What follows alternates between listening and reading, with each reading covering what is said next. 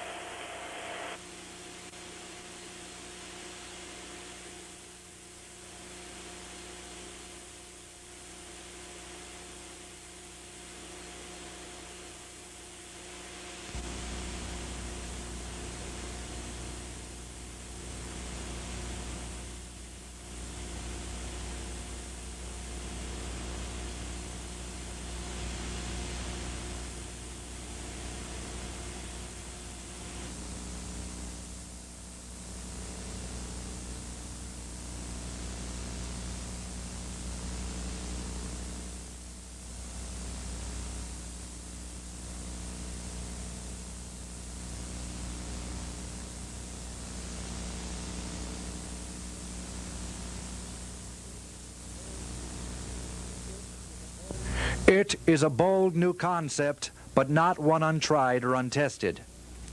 It is more than an extension of high school. It is more than a decapitated 4-year college. It is more than a merger of technical and 2-year branch colleges in the interest of economy, although it embraces all these concepts. It is a varied and flexible institution, tailored to community needs and designed to serve every citizen within commuting distance. It offers universal admission to high school graduates, weighs their potential through extensive guidance and testing, and directs them to their proper field of study. It relieves the pressure on our 4-year resident institutions at a fraction of their cost per student. It substitutes informed choice for the guesswork that so often selects a college for the high school graduate.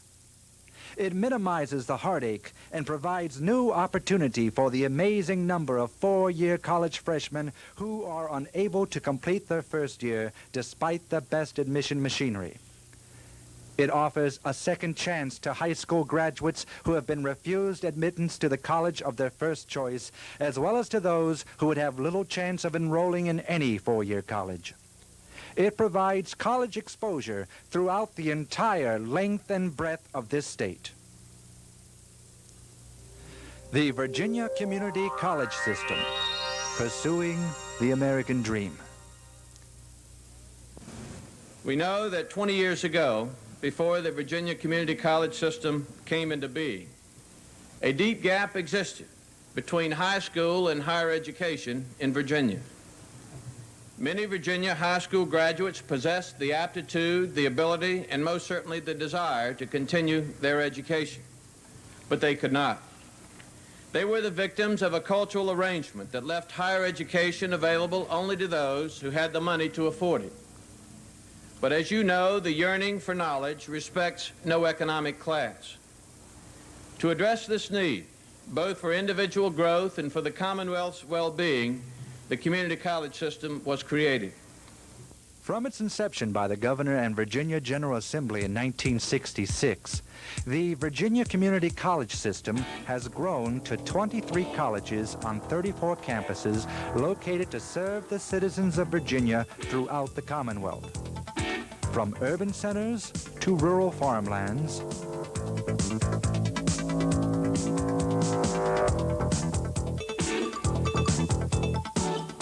from the mountains of the Southwest to the sparkling tidewater, more than 221,000 people attended a Virginia community college last year.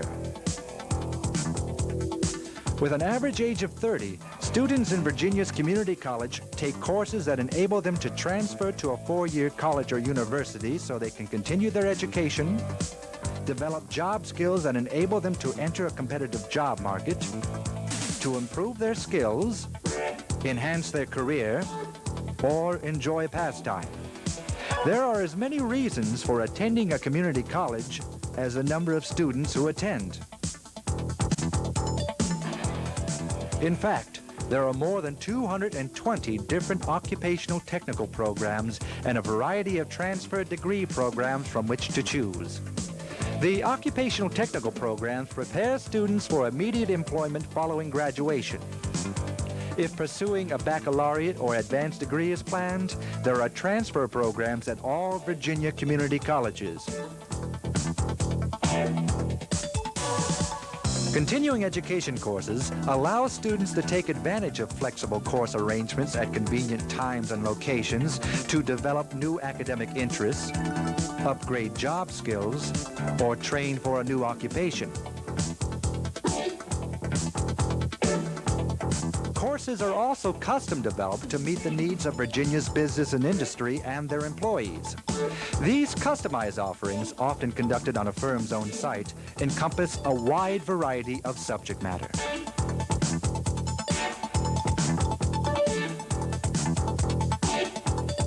Lifelong learning, small classes, wide variety of subjects, flexible hours, quality education, close to home. Virginia Community Colleges. Give us your young and your not so young. Give us your capable and your not so capable. Give us your minorities and your homemakers. Give us your employed, your underemployed, and your unemployed.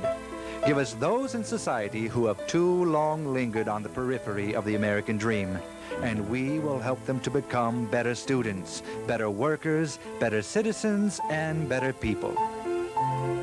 Virginia Community Colleges, helping Virginians pursue the American dream.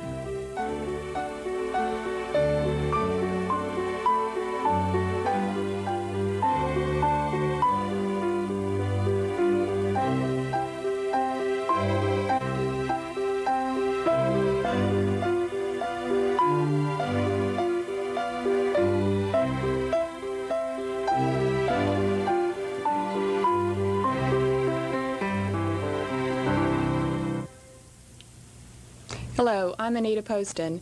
It is with great pleasure and enthusiasm that I welcome you to the first teleconference for the Virginia Community College system. We are here tonight in the Teleconference Center in downtown Richmond in what we hope will be the first of many such information sharing sessions using satellite technology. This evening's program will focus upon the relationship between the State Board and the local board and their respective roles in the community colleges. Joining me here tonight is Butler Barrett. He's an attorney from Emporia and has served 2 one-year terms as chairman of the Southside Community College Board, where he's served on that board since 1981. Welcome, Butler. Thank you. Next to Butler is a man who needs no introduction, the Chancellor of the Community College System, Dr. Jeff Hockaday. Jeff, as you know, has been the Chancellor for 5 years and has brought great strength, direction, enthusiasm, and new vigor to the VCCS. Welcome to you, Jeff. Thank you, Anita. Finally, a person who probably needs no introduction to many of you and is very knowledgeable about the VCCS from his experience serving 2 terms as chairman of the State Board for Community College, Mr. George Gillum. George will serve tonight as moderator for tonight's discussion. George is going to first set the stage for this evening by giving you some insight into his vision for the community college system as we approach the year 2000 and to give us some information on the status of the VCCS as he sees it now. Good. Well, thank you, Anita. Ladies and gentlemen, before we start the discussion of our announced topic, the duties and responsibilities of college boards, I'd like to take a few minutes to reflect on the progress the Virginia Community College system has made in the past several years. When we're involved in the operation of the system on a day-to-day basis, it's easy to miss the significance of some really important matters. However, when we stand back and look from a perspective of several years, it's easy to see that we've made significant progress over the years. As Anita mentioned, I've been privileged to serve as chairman of the State Community College Board for on two different occasions. In July of 1984, I began my first term as chairman, and I have just in 1988 completed my second term. Consider some of the things that have transpired since the beginning of that first term in 1984. First, we've achieved stabilization of leadership. During the 6 years prior to 1984, The community college system had 4 chancellors, 4 chief executives. And now, for the past 5 years, we've had just one, Dr. Hockaday, and fortunately, he still has several years to run on his multi-year contract. Second, we've implemented a comprehensive plan for facilities maintenance and renovation. Formerly, we took care of facilities on a catch-as-catch-can basis, but now we've developed a systematic maintenance plan. We've established a maintenance reserve, which lets us take care immediately of any emergency repairs. But by far the most important action was the initiative to request funds to systematically replace major mechanical systems that have completed their economic life. For this program, the State Board requested $6.6 million from the 1988 General Assembly, and we received $1 million. And we expect that the remainder of it, most of the remaining $5.5 million, will be appropriated in the 1989 short session of the General Assembly. Third, we've drastically improved the salaries of VCCS faculty members, administrators, and presidents. Several years ago, Virginia ranked close to the bottom of the heap in faculty and presidential salaries. But since 1984, faculty salary averages have gone up 54%. And with the governor's approval this past spring of the VCCS presidential salary plan, presidents are now receiving salaries which are competitive with those any place in the country. Fourth, we have completely revised our faculty personnel policies.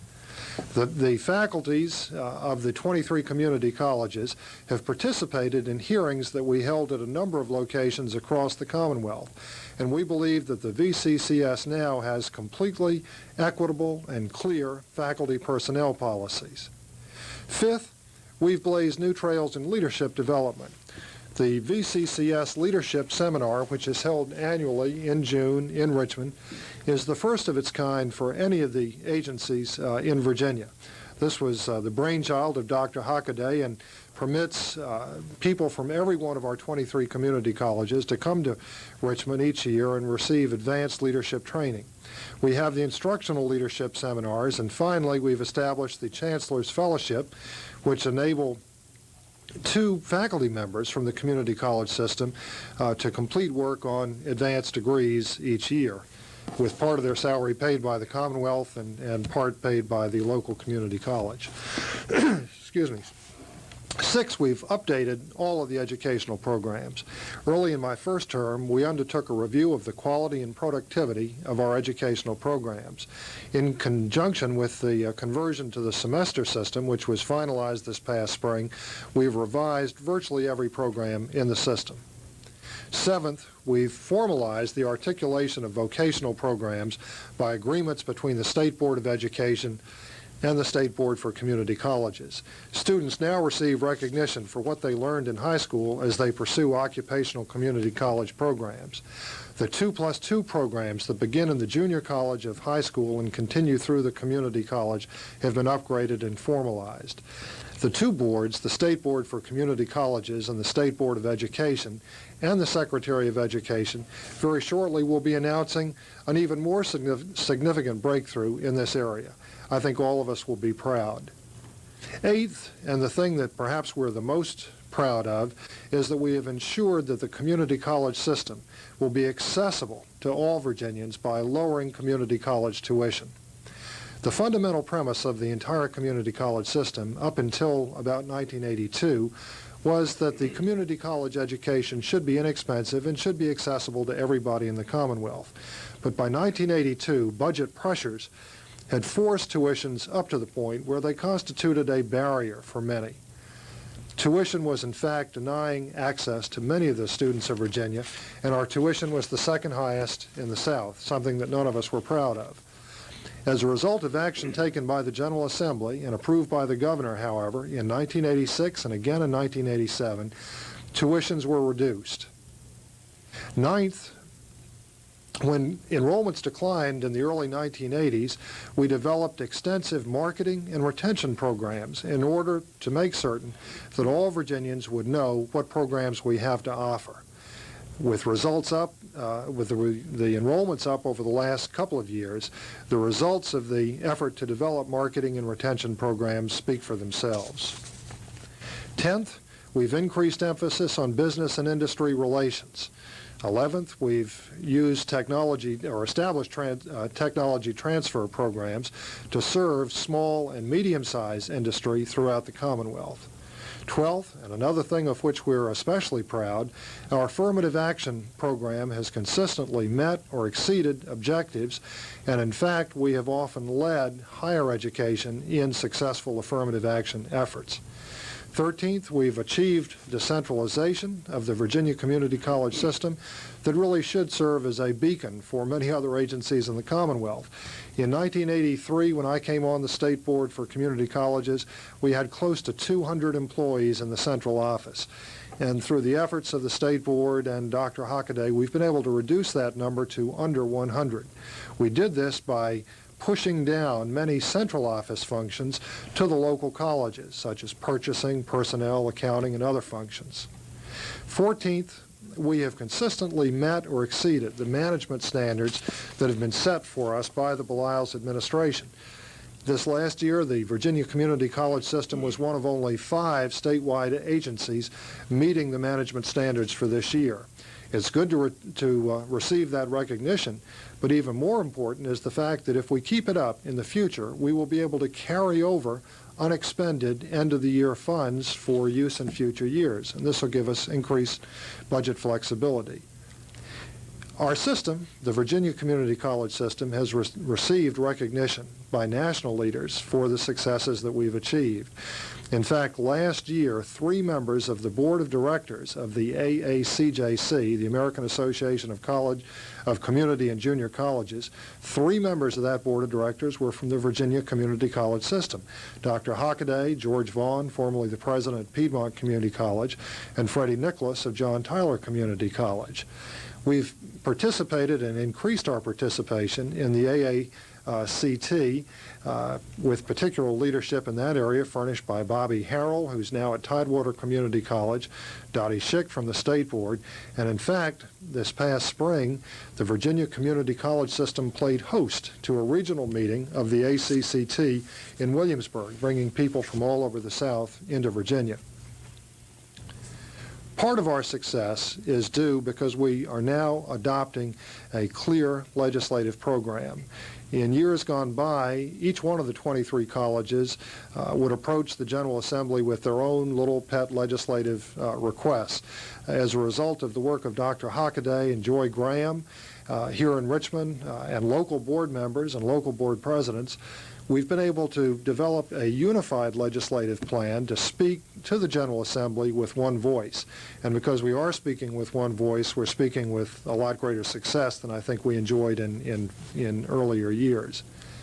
These are not by no means the only things that could be cited, but these factors serve to demonstrate the variety of ways that the community college system has progressed in a relatively short period of time. The continuation of this progress will be assured as the system faces the challenges between now and the year 2000.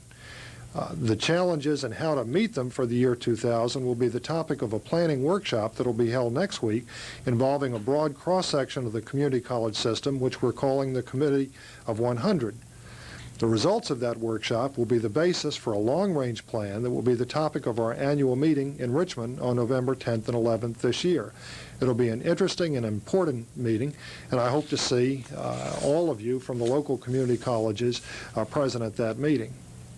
And now, Anita, back to the primary topic for this evening. During the next hour, we'll discuss the responsibilities of the State Board for Community Colleges as well as those of the local boards. After a discussion among the panelists here in Richmond, you at the 23 colleges will be able to call in your questions and comments from your remote locations from around the state. And at last count, I think we had 21 of 23 in direct contact and able to phone in, and the other 2 can see what's going on and will be presenting written questions. We hope that this presentation will be beneficial to you. I know that many of you have had concerns about the appropriate roles of the state and local boards. So first we'll hear from our distinguished chairman, Anita Poston, who will describe the State Board, its membership, and its general responsibilities. Anita? Thank you, George. As most of you know, the State Board for Community Colleges is responsible for the establishment, control, and administration of the statewide system of publicly supported comprehensive community colleges established by law in 1966. There are 15 members of the board who are appointed by the governor and confirmed by the General Assembly. Board members serve 4-year terms and may serve no longer than 2 terms. Membership is composed of persons selected from the state at large. No officer, employee, or member of the governing board of any public institution of higher learning or of any school subject to the control of the State Board, or any member of the General Assembly or State Board of Education is eligible for appointment to the board.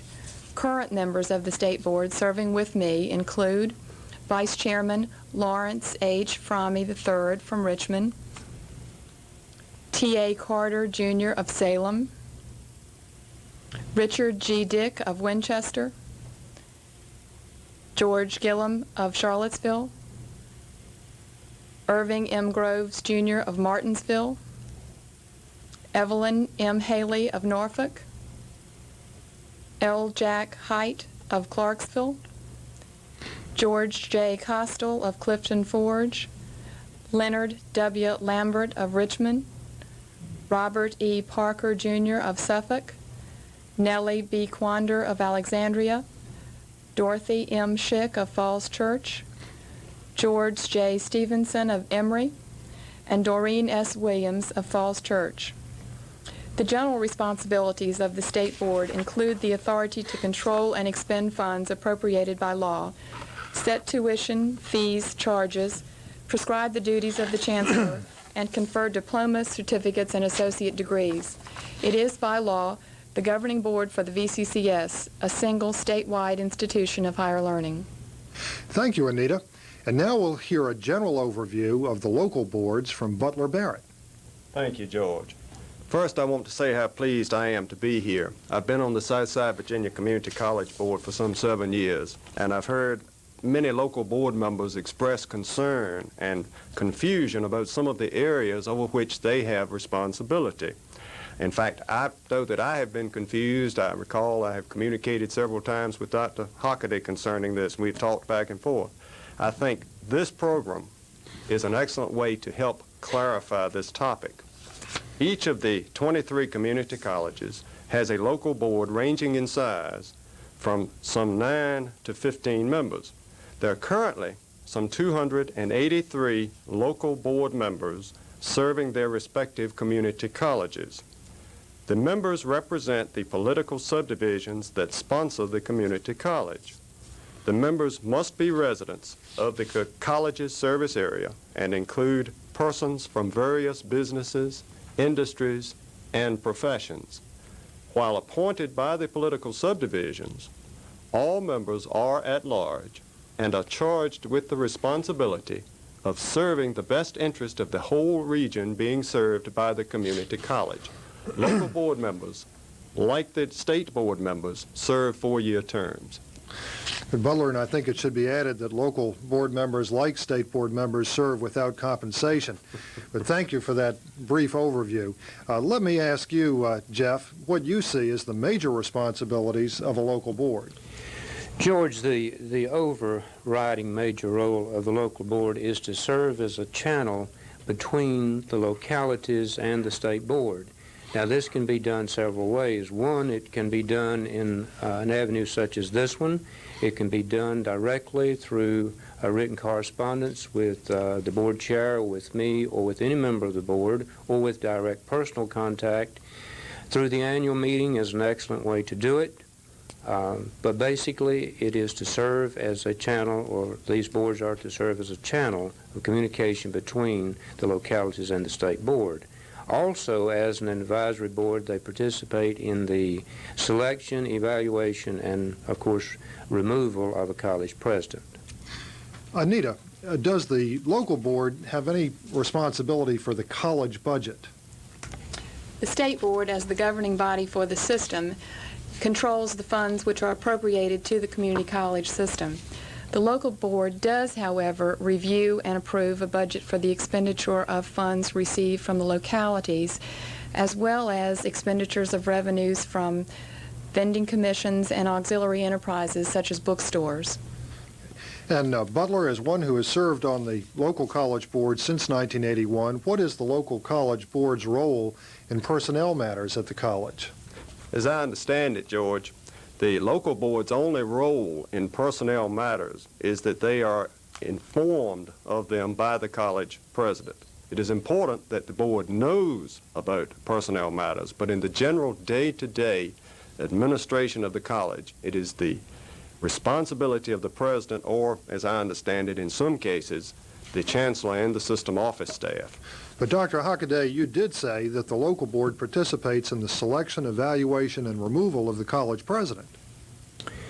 George, let me comment about the selection process of a president, because we've had several such processes recently, and I would like to clarify a thing or two for those who have not been involved in it, and hopefully they won't become involved anytime soon.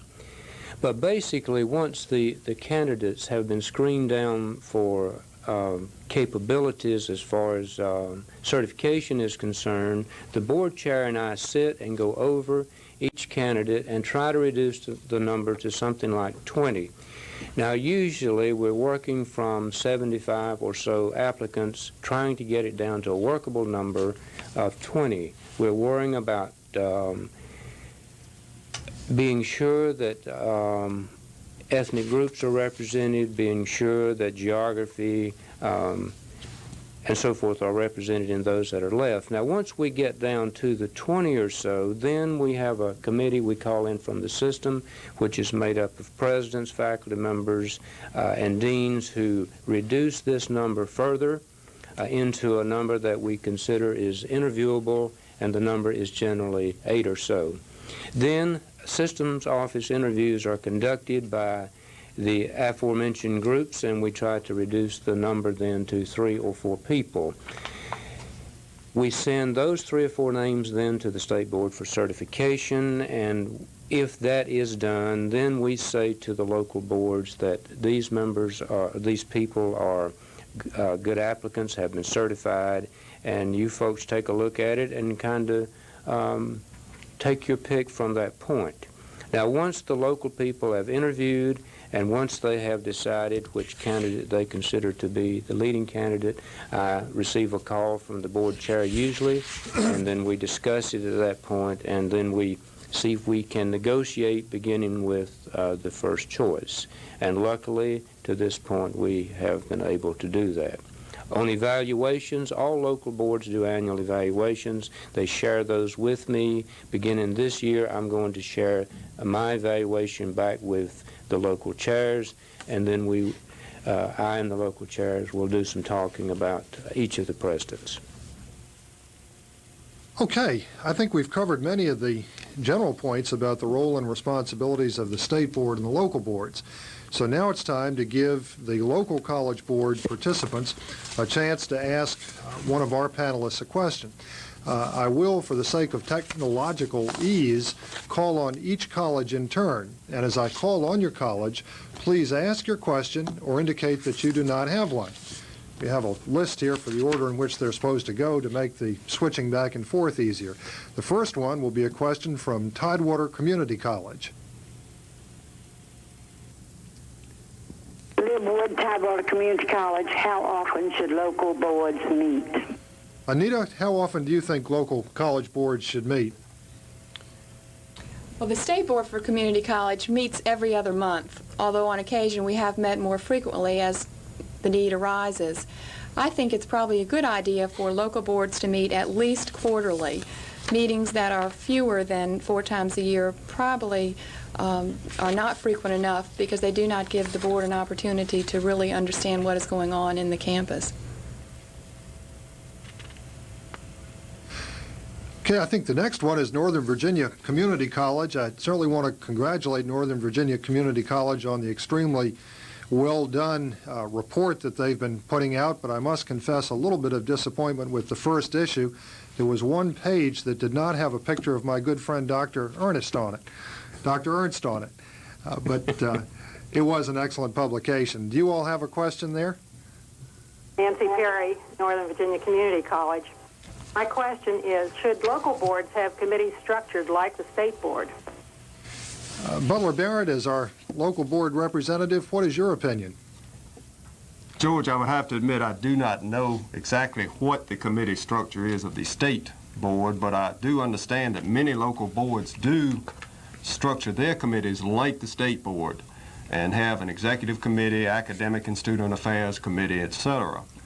Because the responsibilities of the local board are different from those of the state board, I understand some have opted for committees that are more in line with their needs, perhaps marketing, for example. Some boards have chosen not to have committees, but to act as a whole for the areas for which they make decisions. At Southside, for example, we have 5 committees, basically. We have buildings and site, curriculum and community relations, finance, personnel, and student services. Each board, I think, needs to make the decision to do whatever works best for them. My own personal reaction is some committees are helpful and make things go smoother. Nancy Perry, you've been chairman of the local college board there for, I believe, 2 years, and of course Northern Virginia is the largest system in the college. Do you all have any other questions for members of this panel? Not at this time. Thank you, George. Okay, thank you, Nancy. Next is Danville Community College. Yes, this is Danville Community College. Does the local board decide on what academic programs to offer? Jeff, do you want to handle that one? George, I'll try. Initially, the local boards did recommend the academic programs to be offered at the respective colleges, but that has changed. Now the local boards are responsible for eliciting community's participation in program planning, development, and establishing local citizens advisory committees and approving those committees. The local board at the present time also reviews all new curriculum proposals and makes recommendations to the state board concerning them. It also recommends those programs that should be discontinued. So while the local board cannot give final approval for a new academic program, a program proposal cannot go forward without local board support. Just like in the presidential press conferences, we permit at least one follow-up question. Danville, do you have a follow-up question? No, we don't. Okay. Next is Thomas Nelson Community College. Nutty Forest, George. What are the things? Hold on 1 minute. Getting a little feedback there. What are the things for which the local board has responsibility? Butler, why don't you handle this one? I'm told that the local board is advisory to the state board and therefore recommends such things as construction of new facilities. We at Southside would love to talk to the board about some centers for economic development. We also can recommend and give advice regarding curricula proposals and enlist community involvement and support. We also oversee the development and the evaluation of the college community service program. We review and approve a detailed local funds budget within state board guidelines. We're responsible for reviewing and approving local regulations on student conduct, for reviewing and approving a budget for the expenditure of vending commissions and auxiliary enterprises such as bookstores, reviewing reports of audit and the college president's response to those audit reports. As I see it, our major responsibility is being the college's advocate in our communities. I think we also need to be a better communication link between and among the college constituencies. To do that, I think we need even more interaction between the state and local boards. Well, thank you, Butler. Does Thomas Nelson have any follow-up question? We don't, George. All right. Next is John Tyler Community College, just down the road from historic Richmond. This is Audrey Holmes, John Tyler Community College. Hi, Audrey. College board, get in touch with the state board. Anita, what's the best way to initiate that sort of communication? Well, all of the meetings of the state board for community college are open to the public, just as the meetings of the local boards are. And this is required by law. If you have a matter that you would like the state board to address at one of its meetings, All you need to do is notify the secretary of the board, who is Chancellor Hockaday, 15 days prior to the regularly scheduled meeting. In addition, you'll note in the packets of information that you have with you tonight, there is a list of all of the current members of the State Board, as well as their phone numbers and addresses, and any of the members of the State Board would love to hear from you if you have some matter of concern. Okay, thank you, Anita. Any other questions from John Tyler? At this time. Okay, we'll go on to Virginia Highlands. Virginia Highlands is here. Would like to ask about the technology of this teleconference. Can State Board conduct business by teleconference, or must you all go to one location? You were speaking about being open to the public. And what's the impact of teleconferencing satellite on sunshine laws? The short answer is that we are not permitted to meet by teleconference, and I think Dr. Hockaday is prepared to give a little bit of the background on that situation.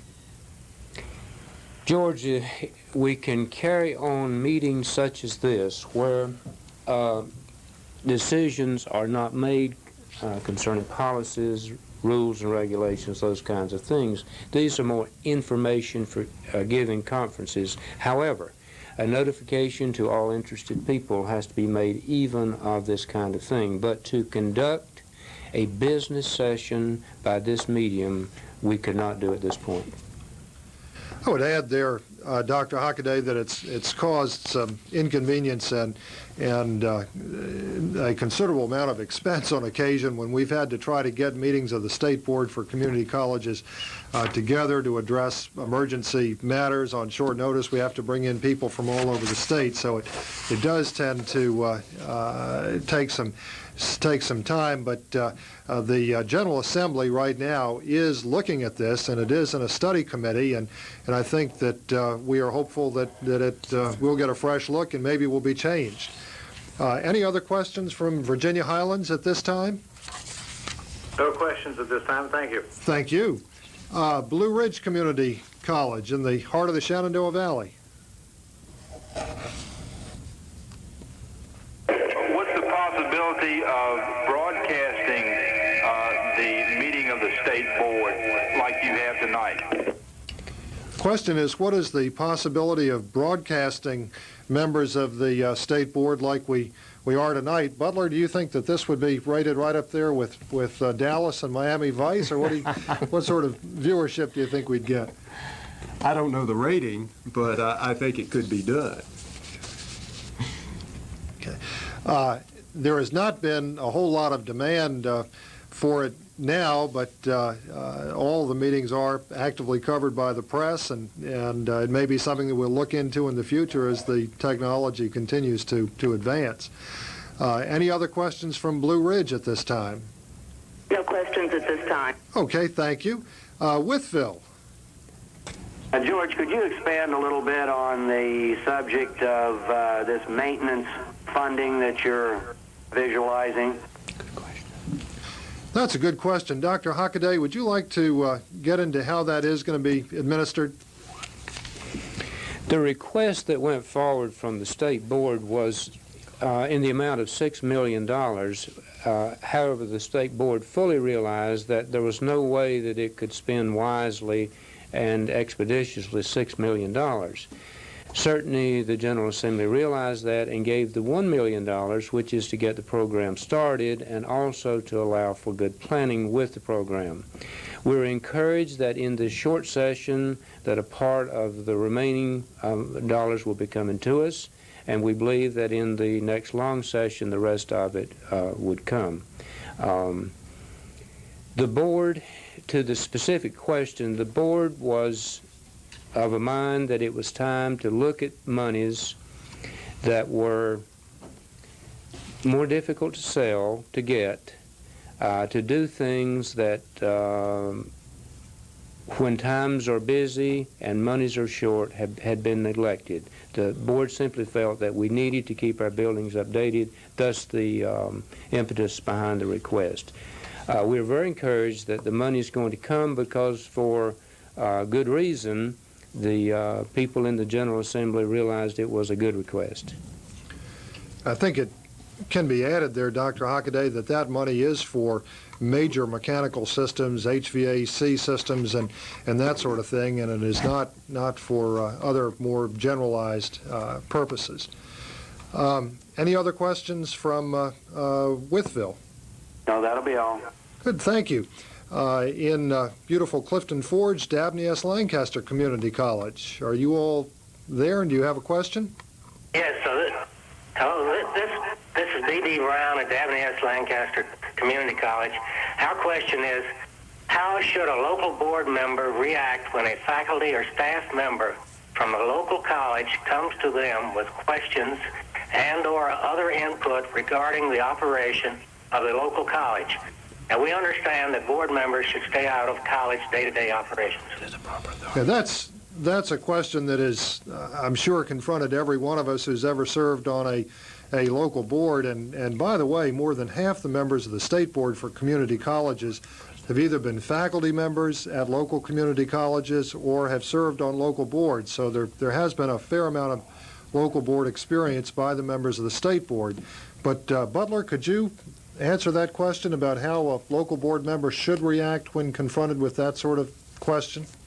George, I don't think we can take a role or a position in personnel matters, as I had indicated earlier. I think we would have to say simply to this person, we have to refer you to the proper authority, and in this case, it would be the president of the college, I think. Good. That is the procedure that I think is followed, and it keeps things in the proper chain of communications. Are there other questions at this time from Dabney S. Lancaster? We have a second question. The VCCS policy manual makes the following statement regarding attendance at college board meetings. And it goes on to say, failure to attend meetings of the college board shall constitute causes for the removal and replacement of the college board member. The community college board shall make this determination.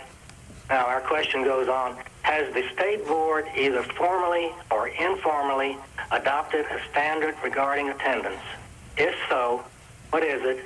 If not, what are your thoughts on this matter? Chairman Poston? During my tenure on the board, I don't believe we've ever addressed that question in particular, so I don't believe we have a formal policy other than the one that you read from the policy manual. And I think we would suggest that this is a matter to be handled on the local level. And if you're having a problem with someone's attendance, I think it's something that should be discussed at your local board meetings. And perhaps it's a matter that the local board should establish its own policy on. I think we're fortunate that of the 283 volunteer members of the local boards, the vast majority of them are extremely conscientious and diligent, and most of them spend a lot more time than they're required to on the local colleges and being involved in promoting the local college. Are there any other questions at this time from Dabney S. Lancaster? That's all, thank you. Good, thank you. Virginia Western Community College in Roanoke. Are you all there? We are. We're interested in knowing if the Facilities Committee plans another tour of the campuses. I think at this time I'm probably the member of the Facilities Committee who's at the table, and the answer to that is yes. I think that the Facilities Committee over the last couple of years has visited every one of the campuses in the system. And as needs arise and as the Facilities Committee has questions about needs on the campuses, the Facilities Committee will continue to visit the campuses. The chairman of the Facilities Committee this year is T.A. Carter of Roanoke, and T.A. is an architect by profession and has been involved in the building and construction and maintenance and ownership of buildings all of his life, and there simply couldn't be a better person to work on those needs. The chairman of the Facilities Committee the past couple of years has been Anita Poston, who now is chairman of the State Board, and so we have a lot of expertise and a lot of familiarity with the facilities in, I think, very sensitive positions. Are there any other questions from Virginia Western? Thank you. We have no other questions at this time. All right. Central Virginia Community College in Lynchburg. Do you all Gee, that's a pretty picture of your campus that's on the screen now. Do you all have questions? Yes, we do, George. My name is Mac Mahaney. I'm starting my 6th year at CVCC, and I think your answers so far have been very good as far as state and local board interface. But I'd like to ask a question concerning the combined state and local board interface with other states or organizations, okay? Go ahead, Mac. At the ACCT seminar in Williamsburg last May, we learned a lot about, or I learned a lot about other two-year colleges, in particular the local board's activities and responsibilities elsewhere, and of the foundation board activities. So I have two questions. I can give you one at a time or both, and we can take them separately. The first is, how does the state board feel about the local boards being involved in ACCT, and how does the state board get involved with the ACCT normally? After that introductory question, I'd like to ask, does the future progress of the VCCS with respect to new buildings and professional development of the staff depend upon our ability to increase foundation funding? Mac, you get the award for the toughest and most comprehensive question so far tonight. I'm going to ask Dr. Hockaday, if he would, to respond to the first part of your question about the relationship with ACCT, and then I'm going to ask Chairman Poston to respond to the second part of your question about the need for local foundations to increase their efforts and their contribution towards funding. Dr. Hockaday? Mr. Mahaney, the question you ask about ACCT is an excellent question. The answer to your question of should you get involved is obviously yes, and the state board has taken the position that local boards really ought to get involved. But Mac, you've got to be real careful with this one, because the ACCT is an acronym that does not quite fit the organization, because ACCT, and the T means trustees, and a lot of states do not have trustees. A lot of states have just regular board members.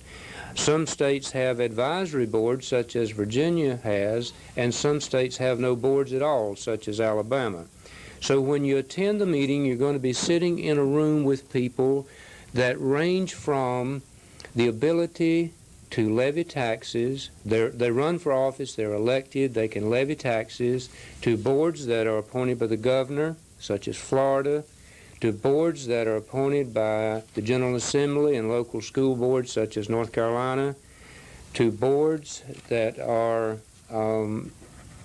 with various other mechanisms of appointment. The boards have different powers. Your board is an advisory board, Mac, and you're going to sit in the room with people who are wrestling with labor unions, who are levying taxes, who are struggling with hiring all the personnel, and you just have to be real careful with what you conclude with what you hear. But Mac, you really need to participate, because if you want a good community college education, attend the ACCT. The state board really encourages your attendance and participation. The way you become affiliated is simply let Johnny Merritt know that you want to be involved, and I'm sure that the master there will figure a way to do it.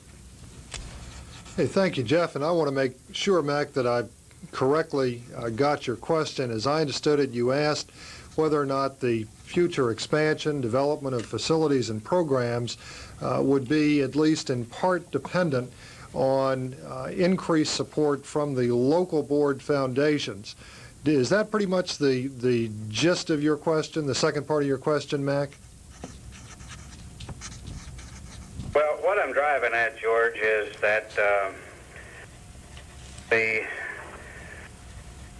ACCT predicted that budget funds were going to fall off in a near term, like 10 years, 5 to 10 years. And in that time period, we're going to need more money for buildings and for staff development and other things. Now, should we all in the state get busy and accelerate our foundation boards, or do you think you're going to be able to get enough legislation to give us enough money that we don't need that? Okay, so what we're being asked to do, Anita, is to look into the crystal ball and try to predict whether or not the Virginia General Assembly will continue the excellent level of support that it's provided in the past, or whether or not we'll become increasingly dependent on private sources of funding. Do you want to take a look into that crystal ball? Well, my crystal ball is not very clear right now, but I will give you Anita Poston's vision of the future. We'll be meeting as a state board for a retreat and a planning process towards the end of September, 1st of October, at which time we're going to be addressing the future of the system. One of the issues I'm sure that will come out of that is the future funding mechanism and what support we might well see in the future from the General Assembly funds. I don't think we have ever relied upon foundations for building funds in the past, nor do I predict that we'll have to rely on the foundations for building monies in the future. But that nonetheless does not lessen their importance to the system, and I think the State Board has increasingly encouraged the local boards to develop foundations and to solicit funds for the foundations because of the flexibility that the foundation funds, because of the flexibility that you have with respect to spending foundation money. I don't think anybody can predict what funds may be available from the lottery. Certainly we can predict that there's going to be increasing calls on the General Assembly for funds for other programs and other agencies. We're going to take a continuing strong lobbying effort to keep our tuition low and to fund our programs at the same level we have in the past. If we find in the future that we have to rely on private funds for that, we may have to do that, but I don't think in the near future we'll have to do that. Good. Thank you, Anita, for that comprehensive answer. Does Central Virginia have any additional questions at this time? Mac? No, we don't. We'll pass now. Okay, thanks very much. The next one on the list is Southwest Virginia Community College. How are you all doing this evening? Fine, thank you. Southwest has no questions at this time. All right. Southwest yields to Eastern Shore Community College. Yes, William Smith, Eastern Shore Community College. We'd like to know what can be done if the local board doesn't agree with a college personnel decision, such as faculty or other personnel. Dr. Hockaday, could you respond to that question about personnel? George, I would respond to it strictly from policy. There are a lot of things, I guess, other than policy sometimes, but policy says that personnel is a matter of the college, for the college administration to handle. And as Butler said earlier, the problems with personnel should be referred to the college presidents and should be left at that point. That's clear in the VCCS policy. All right. Does that respond to your question, Mr. Smith? Yes, I think it does. Thank you very much. Do you have a follow-up question? Yes, I have one other. Do you foresee that sometimes we're going to have to provide transportation for our students? Or is that out of the realm of the community college system? Well, most community colleges are not in the transportation business, but interestingly enough, a couple of the community colleges, particularly out in Southwest Virginia, are providing some transportation to take care of particularly difficult situations. And if my memory is correct, I think Virginia Western Community College is involved in the transportation business. Can we switch back to Virginia Western or to Southwest Virginia and let them tell us?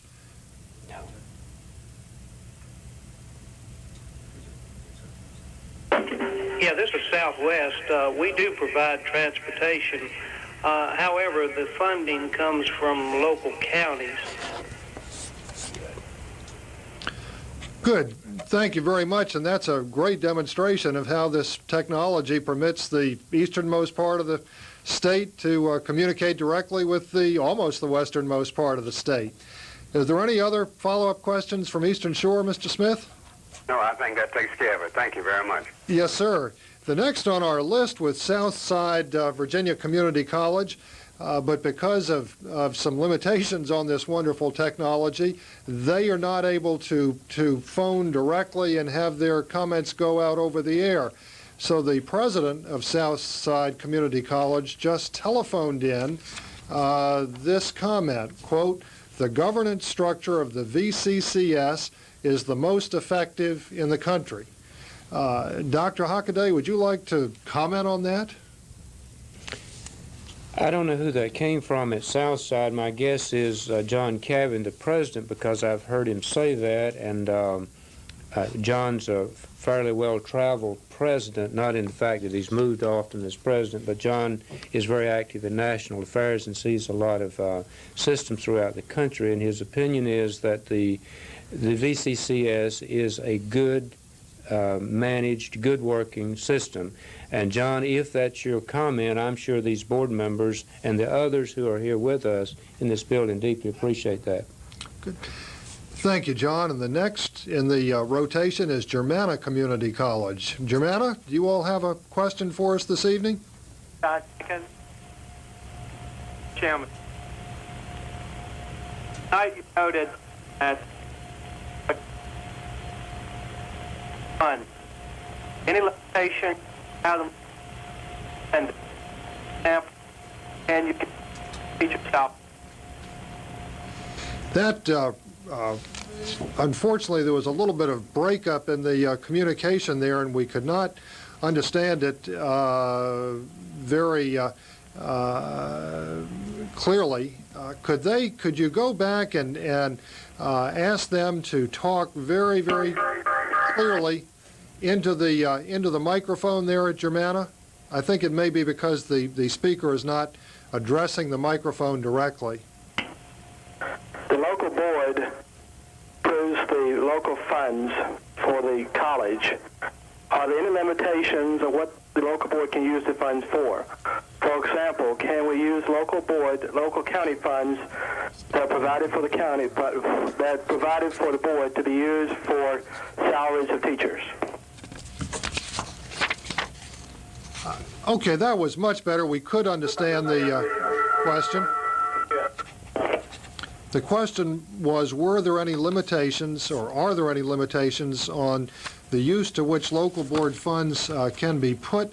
Are there any, can local board funds be used to supplement faculty salaries? Butler, would you like to address that? It is my understanding, George, that there are limitations that are set forth in state board policies that are written, and that those limitations, among them, are that these funds cannot be used for faculty salaries. But that's my understanding of it also. Is there a follow-up question from Germanna? Yes, it is. What can be done to give local boards more authority to provide funding for marketing efforts? Okay, the question is, what can be done to give local boards more authority to provide funding for marketing efforts? Dr. Hockaday? The local board has all the authority it would wish to use local funds in marketing, as long as those local funds come from foundation. Now, while the foundations are supposed to be somewhat arm's length from the local college board, that is not always the case, certainly at this point, and probably should not be at this point. But funds such as foundation funds or money from any private source could be used, Mr. Board Member, in any way that you saw fit in the marketing program. Now, as of interest to you, there's a study going on at this point which has been spearheaded by the Secretary of Education, which we believe will loosen some of the regulations concerning the use of state dollars for marketing. And it would be a very pleasant time if we could announce to you in the springtime that that had come to be. But you could use foundation funds or monies from private sources to do whatever you'd like to do in the way of marketing. Good. Thank you, Dr. Hockaday. Is there any further follow-up question from Germanna at this time? Not at this time. Thank you. Next is Rappahannock Community College. How are you all doing this evening? We're doing just fine. Can you hear us? We can hear you perfectly. Okay, great. This is just a little different twist on the Germanna question, I think. Some local boards are confused as to what college expenses should be funded by local funds and what state funds should include. Good definition of what state funds should include, and I'm thinking specifically about furnishings and paint for the building and that type of thing. Dr. Hockaday, I hate to keep picking on you, but as this is a pretty technical budget question, I'd like to ask you to respond to this one. George, let me respond, and then let me leave a caveat. If I misspeak this in any way, my staff will correct me tomorrow, and then I'll be glad to communicate with the local board chairs. The state provides dollars for maintenance of the buildings, and those monies for the upkeep of buildings should be state dollars. Local dollars are not required to be used for that. I'm just not clear at the moment if it would be illegal to do that, and I guess the best answer I can give there is to check and let you know. But obviously state dollars are the dollars that should be used for maintenance of buildings. Okay, is there a follow-up question from Rappahannock? Yeah, we have a short one, George, and I'm sorry I didn't introduce myself. I'm Gary Gretner. Hi, Gary. The last question is, are the decisions of the local boards covered by any type of liability insurance, or is there a vulnerability incurred by us local board members? I'd like to ask Butler, who is a local board member as well as a distinguished attorney at law, to respond to the question of the possible liability of local board members. George, I believe that local boards come under the recently passed statute, that it provides some civil exemption from liability for people who serve without pay, basically on various and sundry boards. Okay. Good. Are there any further questions there, Gary? No, indeed. Thank you very much. Thank you for participating. Next on the rotation is J. Sargent Community College in the heart of Richmond. Good evening, J. Sargent Reynolds. Good evening. We have no questions at this time. Yeah. All right. Thank you. And then to the Center of Known Civilization, Piedmont, Virginia Community College. Hello, George. This is Kay McNett, a new member of the Piedmont Board. I have a follow-up question to Dr. Hockaday about the presidential selection process. As you know, we are involved in presidential selection process right now at Piedmont. Dr. Hockaday was outlining the process before the local board gets the nominees, and I was not clear about one step in that process. After the committee of presidents, faculty, and deans have reduced the number to 8 or so candidates, he then said there was another interview by somebody to reduce it to 3 or 4 before it's sent to the advisory board, and it's that step I'd like to understand. Good. Thank you, Kay. Dr. Hockaday? Kay, the step of interviewing the 8 or so to reduce to 3 or 4, the interviewers are the same group that does the initial screening down to that number. That group is comprised of the 2 vice chancellors, myself, and then the committee from the field, which consists of 2 presidents, 2 deans, and a faculty member. The same group that did some original credential screening. Kay, does that clarify that for you? Yes, it does. Thank you. Good. Do you all have a follow-up question there? Yes, George, we do. This is Jim Batten, also at Piedmont. You have talked a lot about the activities of the state board this year and the many good things that you've done. And we've also heard that there's a retreat that will be planned. I was wondering how many days per year that are now required for the state board members to conduct their activities. Okay. Anita, I think as chairman and also as former chairman of the extremely active Facilities Committee, you're probably in the best position to let good Dr. Batten know how many days a year people spend on the state board discharging their duties. Some of us spend more than others, I'm sure. As I said earlier, we have an official meeting scheduled every other month, and we've arranged a typical process by which we come together in Richmond on Wednesday prior to the meeting and have a work session, at which time usually staff makes a presentation to us of some issue of concern. Generally on that Wednesday night we have some sort of a social session at which one of the local colleges presents some informative presentation to us, and then the official meeting is on the next day or Thursday. While I served on the Facilities Committee for the last 2.5 odd years, I would say that I spent an additional 2 days on the other month during which we didn't have the meeting. So I would say at least 2 days a month, particularly for those who are serving on the Facilities Committee. And then for the chairman and the vice chairman, I would say you could probably throw in another 2 days out of every month. So although there's nothing officially required that we spend X number of days per year, I think you could guess that most of us spend at least a good 20 days out of every year on some form of state board business, particularly if you like to go see the presidential inaugurations and the building dedications and the groundbreakings and all of the other things that happen all around the state at 23 campuses. Jim, I would add to that every member of the State Board for Community Colleges is serving because he or she wanted to be appointed, and I think that for every one of us, we view it as a lot of fun and also as a very high and distinct honor to serve in this particular position. So when we talk about how much time we spend, we're saying it without any complaint and with a great deal of pride.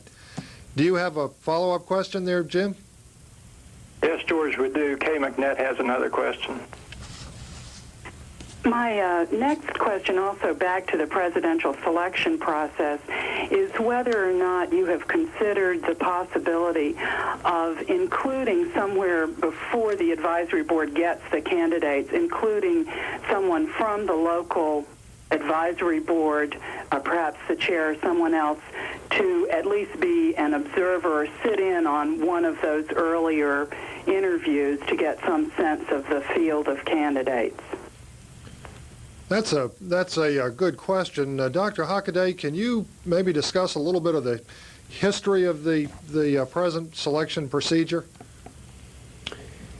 Okay, it has evolved from a system where the chancellor appointed the presidents and called the board members by telephone and said, here is your new president, to the system which we now have. Since I have been here, the very question which you ask has been considered, and it was decided not to include it in the process at this point. Now, that does not mean that it should not be included sometime, and doesn't mean that it won't be considered again. Okay, you folks are going through your interviews this week and next week with the 3 candidates that are there. Once you have finished that, my advice to you would be that if you feel strongly about what you've just asked, you should put it in writing and communicate it to the state board. And it's been my experience with this state board that it will be considered. It might not be adopted, but it certainly will be considered. Thank you. Good. Kay, or Jim, any further follow-up question from Piedmont? No further questions. Thanks, George. Good. Thank you. Lord Fairfax Community College is the other community college that because of technical limitations is not able to make a question or comment directly over the air, but they have phoned in their question from Rita Lancaster, their chairman, and their question is, how does the state board arrive at the local college's budget? Now, I'd like to ask Dr. Hockaday if he'd like to address that. How does the state board arrive at the local college's budget? George, it's done by a very sophisticated formula, which I can't articulate here, based on several things, but primarily on the number of FTEs which the college generates, along with a foundation amount, which means that for the early number of FTEs, all colleges get the same amount. Then as the number of FTEs increase, basically the amount tends to decrease slightly, believing there is economy and scale. But Rita, there are many things that go into that formula which I'm really not capable of explaining at this moment. But basically the college's budget is based on the number of students which it has. Okay. I would like to add at this point that it appears that we will have enough time to go through the roll call of colleges again after we've gone through it once, but we will only have time for one additional question from each college. So as we get down, there are 4 more colleges to ask questions, and then after we've completed the other colleges, if you want to ask a follow-up question, go ahead and be framing the question so that when we get to it, we can go through the re-roll call of colleges expeditiously. The next college to be called upon would be Paul D. Camp Community College. How are you all doing this evening? We're doing fine. This is Ben Lee. My question tonight is, what effect does the population of an area have on the number of members selected to the local college or community board? I'd like to ask Butler to address that question of how population of a jurisdiction affects the number of people that are appointed to the college board. I don't know. Our particular college, Southside Virginia Community College, has some 15 members. We have 10 counties and 2 cities in the service area. One county, Brunswick County, where one of our 2 campuses is located, has 3 members. Another, Mecklenburg, has a substantial number of students, and that has 2 members. Other than that, each municipality or each county, each town, each county or each city, excuse me, has a member representation. I do not know exactly how the rest of the colleges are figured or how population figures into it. Okay, we will need to see if we can direct the local boards to look at the policy manual, because it is set forth in some detail as to what the effective population is supposed to be under the VCCS policy manual.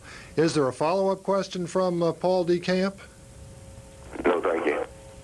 Well, thank you for participating.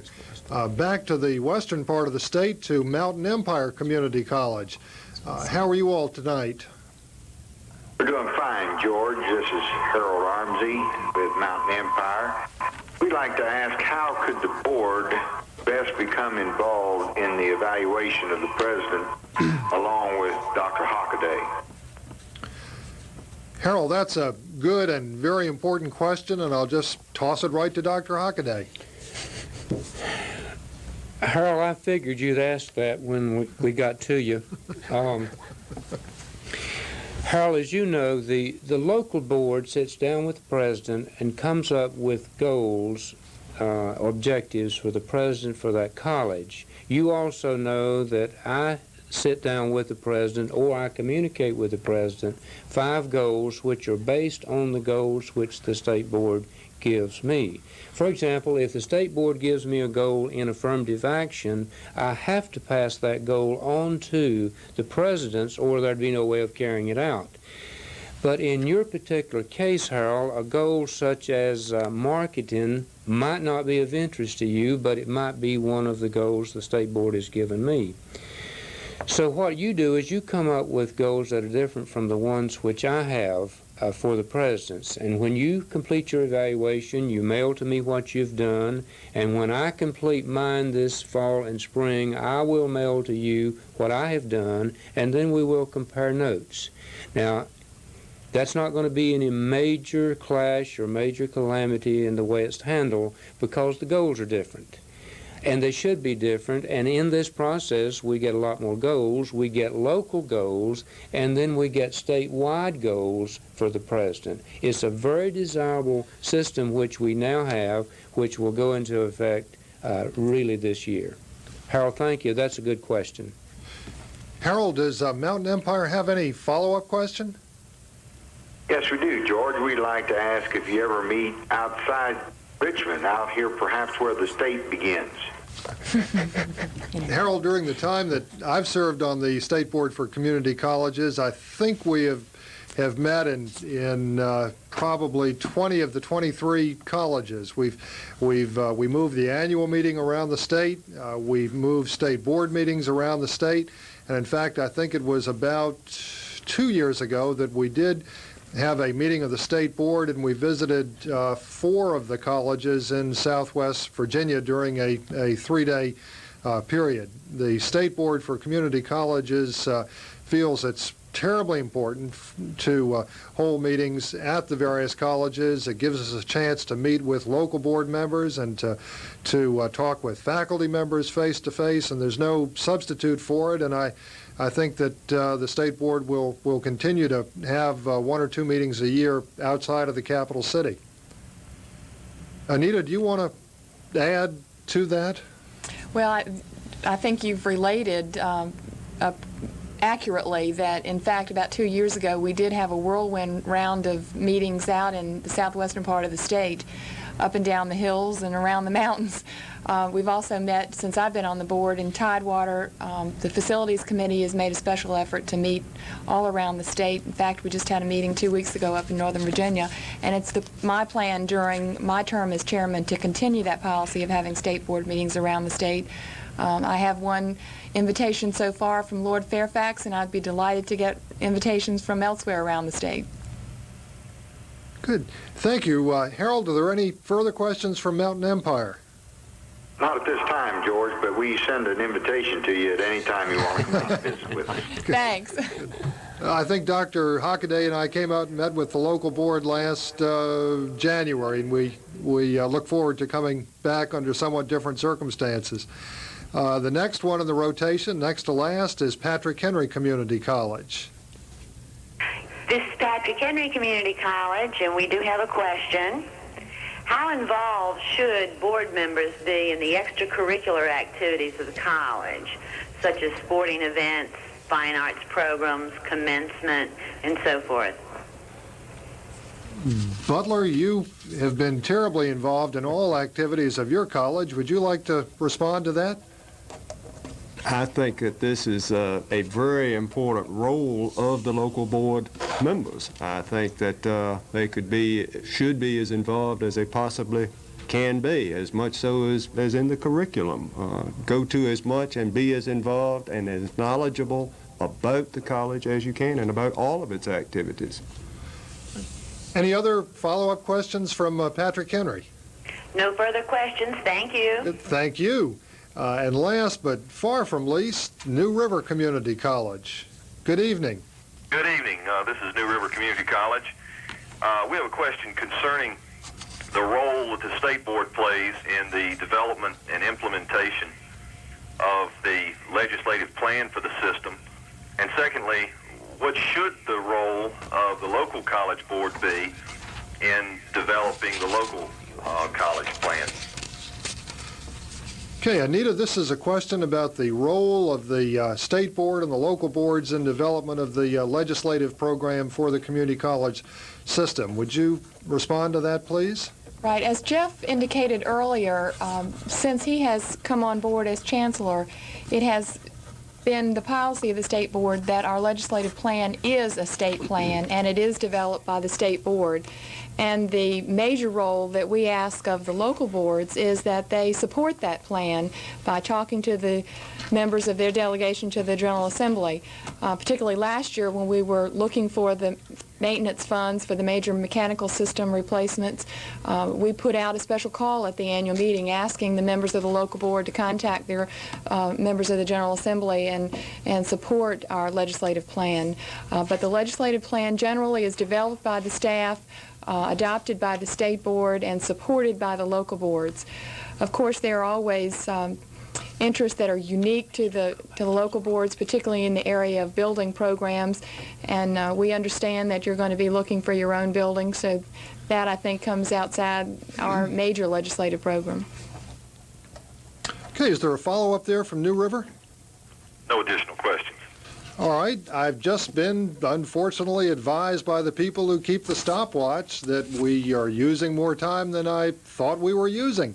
And so we are not going to be able to go back through the roll call of community colleges this evening.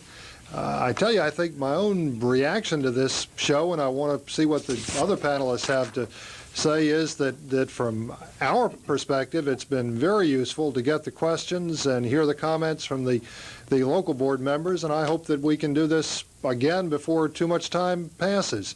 Anita, what's your kind of feeling in conclusion about the usefulness of this kind of format? Well, I found tonight to be very informative and very useful, and I hope you all found it to be useful as well. As we were sitting around tonight sharing our nervousness before the broadcast began, we were wondering whether there would be a lot of questions or just a few questions, and it was really interesting that we did have so many very good questions, and I think we were all pleasantly surprised at that.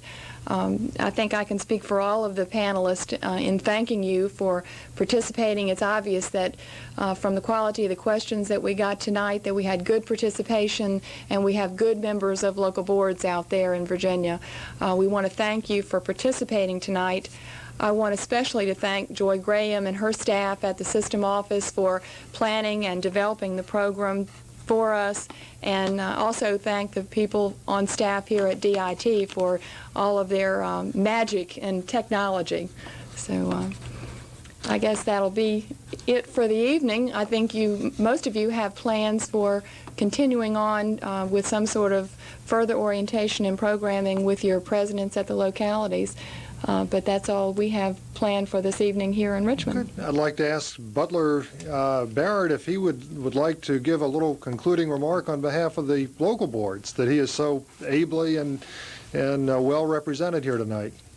George, thank you. Yes, I want to tell you how very pleased I've been to be able to be here and to be involved in this. I think it has been most useful and a very good beginning. I would stress beginning. I think that if we leave here tonight and do not continue a connection and a communication between the local boards and the state board and the state office, then we will not have accomplished much.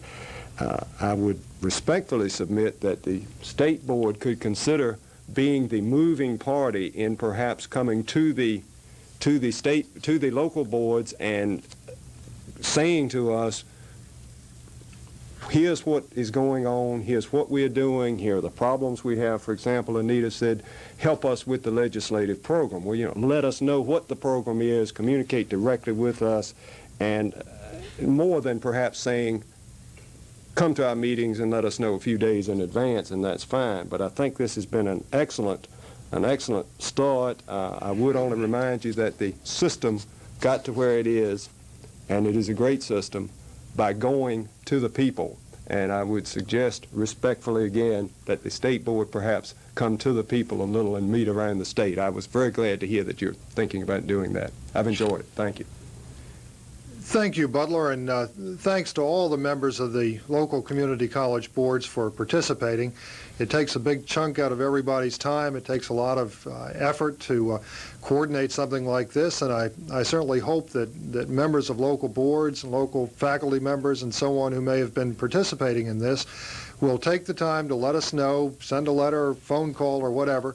Let us know if you think that this is a worthwhile thing to do, or if you'd rather spend the time watching arena football or something. I think we felt it was worthwhile, and we do hope to hear from you. But thanks very much for participating tonight.